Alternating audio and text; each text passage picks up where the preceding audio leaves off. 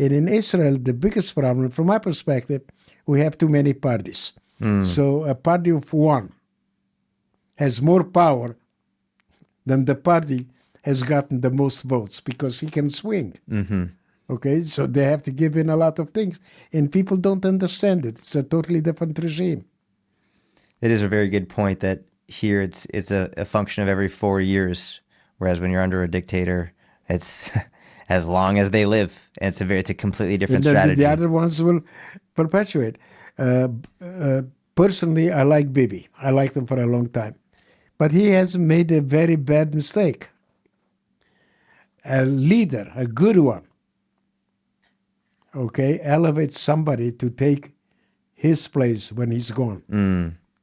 Bibi pushed all of them away. Yeah. Okay? That was, in my opinion, his mistake. And he does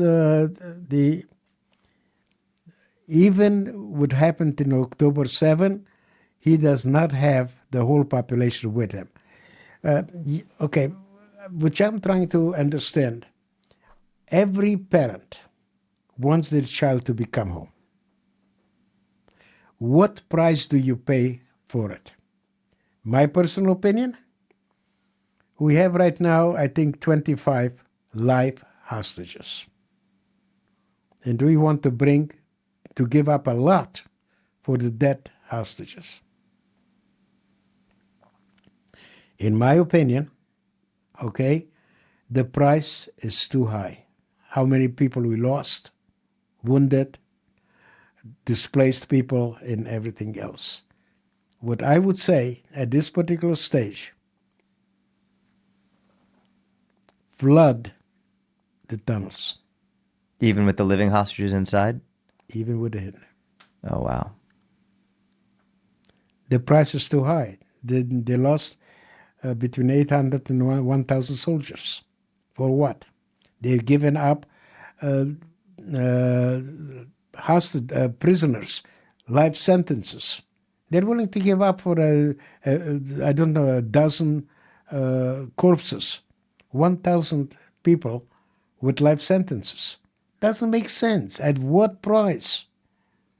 I think this is the first thing you said that I really disagree with, and the only thing that I would say is, I have many friends in It that. may sound, it may not sound nice coming from me, but I'm saying it's like my father used to say, the Jews are more Catholic than the Pope. The counter to that I would say is, I have many friends and family in the IDF, as I'm sure you do as well, and every single one of them I know is proud to risk and potentially give their life to save the innocent hostages who are there. And I'm not putting one life above another. But what price? At what price? My personal opinion is, if someone is willing to fight to save them, I want to give them that opportunity. And if there's a soldier who says, I'm not willing to do it, then you have that right. But if there are soldiers who say, this is my land and this is what we've done in the past. I agree with you, but this is not up to the soldiers. Correct. It's up to, correct. That's exactly right. So I'm not talking about the soldiers. Yep. Okay, they are heroes. There is no question. I'm not talking about the soldiers. Yes. I am talking about the administration. Yeah, that's a fair distinction. And they have to come to a point that is say, if they're not going to flood the tunnels, and the hostages and the civilians that are there, they will never be able to destroy Hamas. So the whole war is for nothing. But that's my personal opinion. I understand. The only way you can do it is by having what we call casualties of war. Okay. So right now there are 25. Okay. My personal opinion, flood the damn thing. 1,300 tunnels, each one booby-trapped. Yeah, to be very honest, I don't think I agree, but that's okay. But you know something? That's the interesting part. We disagree in a civil way. And we have different opinions. And that's okay. I'm a Holocaust survivor.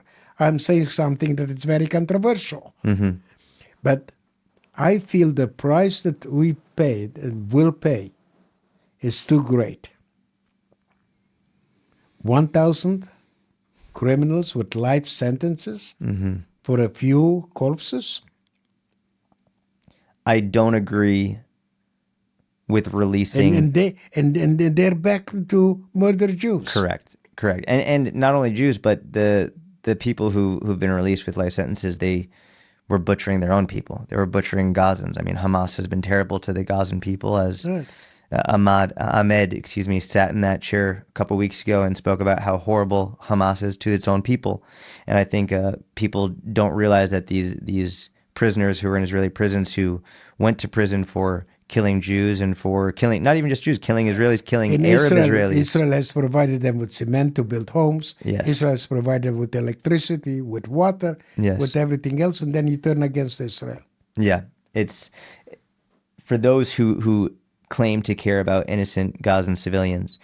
It is not good for innocent Gazan civilians to have these criminals back in Gaza, because it's going to be worse for them. And even Yahya Sinwar was known as the butcher of Khan Yunis. Because He killed his own people and slaughtered his own people. No. It's not good for them. My optimistic side says there has to be a way outside of flooding the tunnels. I don't know what it is. I don't have the right answer, other than let those soldiers who are willing to fight for their land to do it.